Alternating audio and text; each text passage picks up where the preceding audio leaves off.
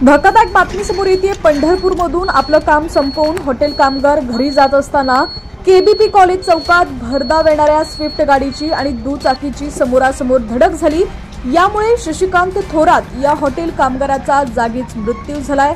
अतिशय धक्कादायक ही घटना समोर येते। पंढरपूरमधून रात्री उशीर झाल्यानं हॉटेल कामगार घरी जात असताना ही दुर्दैवी घटना घडलेली आहे।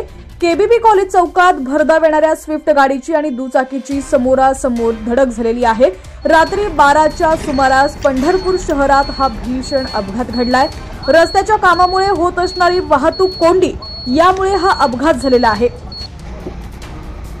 अतिशय भयानक असा हा अपघात झालेला आहे।